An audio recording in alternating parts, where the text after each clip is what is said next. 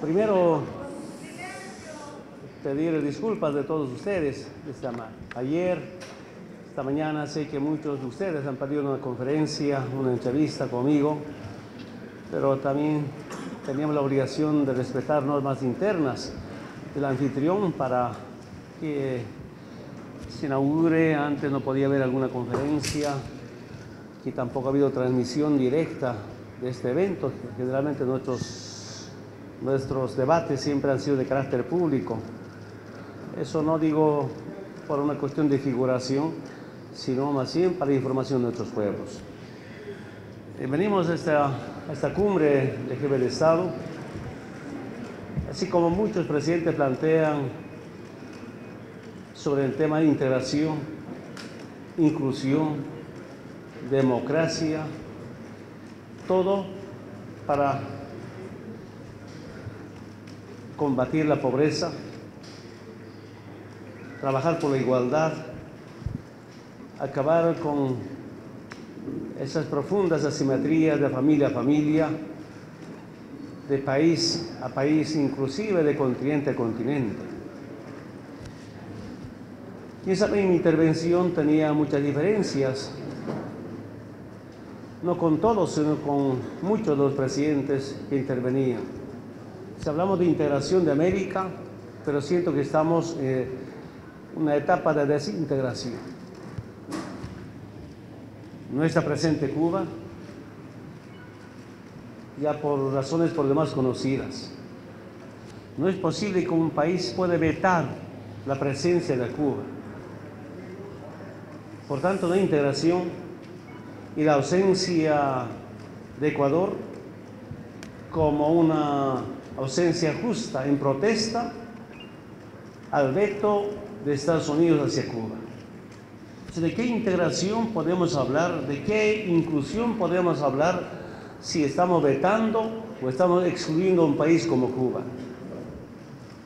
Yo decía hace un momento, en la última intervención en la Cumbre de las Américas, entre Estados Unidos y Cuba en algo se parece, porque los dos países mandan tropas a algunos países del mundo.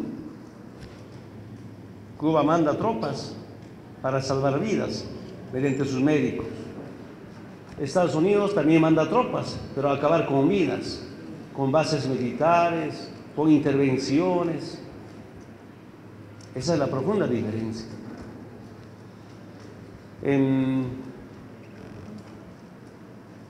Todos los países de Latinoamérica y del Caribe piden presencia de Cuba en la cumbre, pero solo un país, o tal vez un país y medio,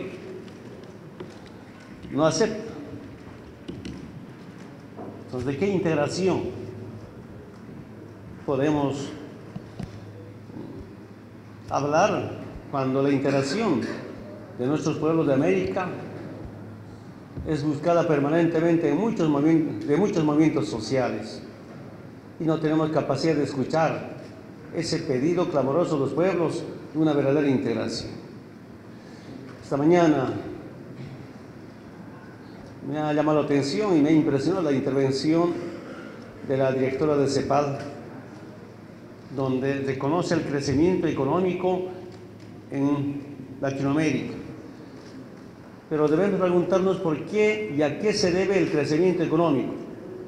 Por lo menos quiero decirles con mucha certeza, en Bolivia hay crecimiento económico y una liberación financiera al pueblo boliviano porque nos hemos liberado del Fondo Monetario Internacional. Ya no estamos sometidos al consenso de Washington. Hasta antes que llegara a la presidencia, los distintos gobiernos del modelo neoliberal siempre acudían, apelaban al Banco Mundial, especialmente al Fondo Monetario Internacional. ¿Para qué? Para prestarse plata y pagar aguinaldos a nuestros trabajadores en Bolivia. Después de que de manera soberana decidimos nacionalizar los hidrocarburos, el primer año de mi gobierno, en nuestra gestión, no me he prestado plata para pagar aguinaldos. Más bien, creamos, gracias a este recurso natural, bonos y rentas para la niñez y para la vejez. Imagínense, compañeros de la prensa, cuando llegué a la presidencia en 2005, asumí la conducción del país en 2006. ¿Cuánto eran las reservas internacionales de Bolivia? 1.700 millones de dólares. En corto tiempo ha crecido casi en este momento 13.000 millones de dólares de reservas internacionales.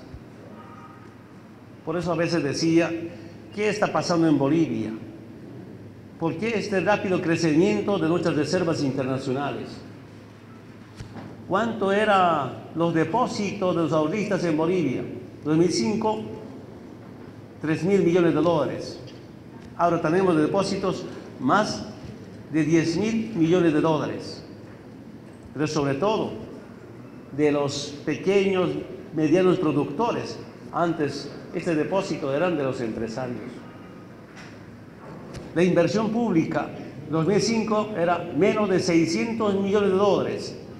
Para este año está programado, estimado, más de 5.000 millones de dólares de inversión pública. Antes de los 600 millones de dólares, el 70% era créditos o de cooperación y el 30% era con recursos propios. Ahora, más del 80% son con otros recursos. Un 20% todavía sigue siendo cooperación o créditos internacionales. En corto tiempo ha empezado a cambiar nuestra economía. Por eso estoy convencido que es tan importante recuperar nuestros recursos naturales para el bien de nuestros pueblos y no como antes habían empresas extranjeras que saqueaban nuestros recursos naturales. Y podemos comentar de muchos resultados en corto tiempo. Por supuesto, imposible poder resolver todas las demandas largamente esperadas. Sin embargo, empezamos ese proceso de cambio. No una sola liberación de carácter cultural ni social, sino también financiera. Hasta ahora, ¿qué hicimos? Pasar de un Estado colonial mendigo a un Estado plurinacional digno. Hemos empezado a dignificar a los bolivianos y a las bolivianas. Venía a compartir estas experiencias en esta cumbre con presencia de todos.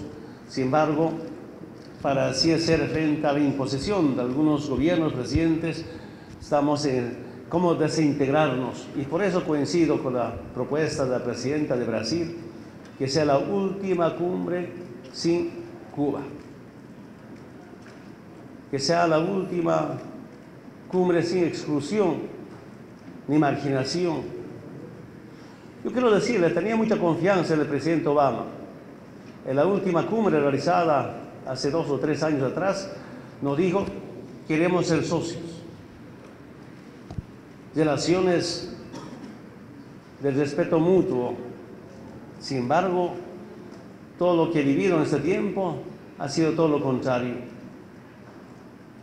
Pese, diremos, algunos actos de conspiración con algunos operadores desde Estados Unidos, hemos ratificado el nuevo acuerdo marco con el gobierno de Estados Unidos, donde está previsto intercambiar o retomar la presencia de nuestros embajadores, sea en Bolivia o en Estados Unidos. Paciencia, todo por nuestros pueblos, todo por la integración de América. Quería una pequeña introducción, si hay alguna pregunta, alguna duda. Vamos ordenados, por favor. Iniciamos acá y vamos en este orden y se identifican, por favor, pero ordenados. Buenas noches, presidente Evo Morales, la Radio del Sur, Nieves Valdés, de Venezuela. Quería preguntarle, un poco usted ha comparado las dos cumbres, ¿no? Un poco las cumbres de la CELAC que han sido abiertas completamente, donde han sido públicas, digamos, la transmisión y las deliberaciones de los presidentes. ¿A qué se deberá que esto está completamente cerrado ¿Y cuál es la postura también del presidente Evo Morales con respecto a la despenalización de la hoja de coca?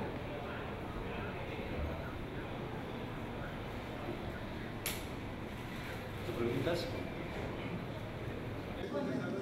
Bueno, hace momento ya dije sobre el tema de la falta de debate público en la cumbre de jefes de Estado de América. Sin embargo, respeto la decisión soberana del presidente anfitrión. Y qué bueno hubiera sido el debate sea público como siempre para que todos ustedes puedan hacer seguimiento y de otros pueblos especialmente. Bueno, una cosa es la hoja de coca, otra cosa es la cocaína. Para aclarar, y no somos defensores de la cocaína, ni compartimos con la legalización de las drogas, aunque la llamada guerra de las drogas ha fracasado. Tantas convenciones desde el año 1912, 61, 71, 88, estas convenciones de guerra contra las drogas, siento que ha fracasado. No siento, sino ha fracasado. Los países donde hay plantaciones de coca, como Bolivia, Perú, Colombia, hacemos los esfuerzos para reducir los cultivos excedentarios de la hoja de coca, sin muchos resultados, porque lamentablemente, mientras haya mercado de la cocaína, esto es difícil de erradicar. Reducimos los cultivos de coca, de paso somos desertificados. Pero donde crece el mercado de la cocaína, a ese país, ¿quién desertifica? La mejor responsabilidad compartida sería que donde hay consumo masivo de la cocaína, pues reduzca. Será prevención, será combate, diremos, a este consumo ilegal o mal consumo de la cocaína. Pero estamos en una etapa de cómo, más bien, valorar el consumo legal de la hoja de coca, que es totalmente diferente a la cocaína.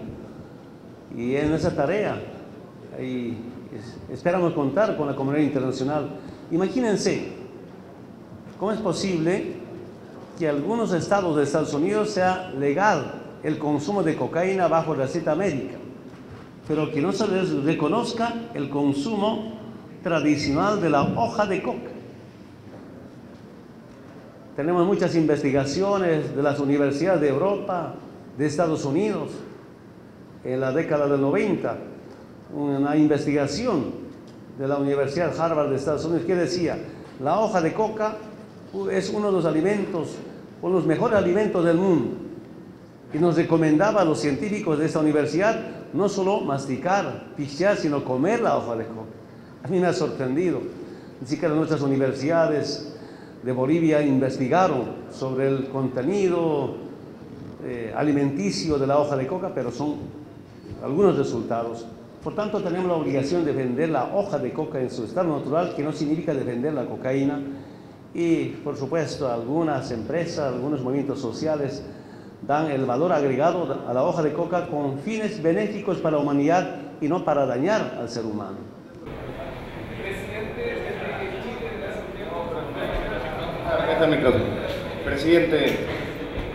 Presidente, buenas noches. Alejandro Álvarez, ciudadano de Ecuador. La postura del presidente Rafael Correa con respecto a Cuba y su exclusión de esta cumbre ha traído eco en este evento. ¿Cuál es su opinión? Hace un momento yo dije, es una reacción justa, una posición justa en repudio a quienes no aceptan la presencia de Cuba en esta cumbre de las Américas. Señor presidente, Jorge Río Pérez, Televisión Martín. Toda organización seria se rige por un reglamento. En este caso, en la Cumbre de las Américas, el reglamento es la Carta Democrática Interamericana, que excluye a Cuba porque Cuba no tiene un gobierno democrático. Hay un dilema y yo quisiera escuchar su opinión. Si se anula la Carta Democrática Interamericana, entonces no habría obstáculo para que Cuba regresara. Pero tendría usted que escoger o dejar a Cuba excluida o renunciar a la Carta Democrática Interamericana. Yo quisiera saber qué haría usted. Mira, al margen que haya algunas normas, cartas democráticas, decisiones de las Naciones Unidas, de los pueblos, el gran problema que tenemos, que alguien que no acepta integración y por tanto no son democráticos. Imagínense, para levantar el bloqueo económico a Cuba, casi todos los países del mundo piden acabar con el bloqueo económico. Solo se opone Estados Unidos, Israel y alguna pequeña isla. Y esta decisión es tomada por Naciones Unidas y si no respetan esta decisión. Aquí, todos los países de Latinoamérica y del Caribe piden que esté presente Cuba y tampoco Estados Unidos acepta. Entonces, es como una imposición, como una dictadura de un país frente a los países de América Latina y del Caribe. Y estos hechos obligan a Sudamérica, Latinoamérica y al Caribe como unirnos como otra OEA sin Estados Unidos. Eso será. Este proceso debe continuar al margen de normas, cartas democráticas que se puede gestar. Yo estoy convencido que aquí hay una rebelión de los países de América Latina y del Caribe frente a la imposición del gobierno de Estados Unidos. Presidente, Carolina Alcalde, Televisión Venezuela. Yo sé que es muy importante el tema de Cuba, sin embargo también hay otros temas como la pobreza, el salir de la inequidad, y eso no están siendo los temas centrales. ¿Qué mensaje se le está enviando a la persona de a pie, al pueblo boliviano, al pueblo venezolano, al pueblo de todo el continente, cuando ese no es el punto central de discusión, sino el de otro país que probablemente a ellos les impacta directamente? Gracias. Estos eventos deberían ser fundamentalmente para debatir cómo reducir la pobreza, cómo trabajar de manera conjunta por la igualdad de nuestros pueblos. Somos tan diversos en América, sin embargo, si hay voluntad política de sus gobiernos, presidentes, es posible reducir estas profundas brechas o asimetrías entre familia y familia bajo políticas de complementariedad y no solamente de competitividad. Cuando hay políticas de competitividad, lamentablemente los poderosos son los que concentran la riqueza en pocas manos y la gente de abajo no tiene oportunidad. Y especialmente la presencia de estados en la economía. Eso es una pequeña experiencia que tenemos y por eso antes de compartir de manera conjunta, cuando no están los dos gobiernos, dos estados, es difícil de compartir de manera sincera nuestras experiencias con los pueblos o presidentes y gobiernos de América. Vamos con los medios colombianos. Otra pregunta. Presidente Morales, buenas noches. Luis Guillermo Forero, del periódico El Tiempo. Por cuenta de la división en torno al tema de Cuba o el veto que usted señala de Estados Unidos y Canadá, ¿va a terminar esta cumbre de las Américas sin una declaración política de los países en torno a todos los temas que se han discutido? Aquí hay dos temas, Cuba y Malvinas. Reitero una vez más, todos los países de América Latina y el Caribe apoyan a Cuba, como también Argentina por Malvinas. Desde un punto de vista del pueblo boliviano, Malvinas es Argentina, por tanto Malvinas también es América. Y no es posible que un país o dos pueden oponerse y no pueden escuchar a todos los países de América Latina y del Caribe. Y eso perjudica. Sin embargo, serán los pueblos que nos juzguen sobre cómo se trata de desintegrar a América.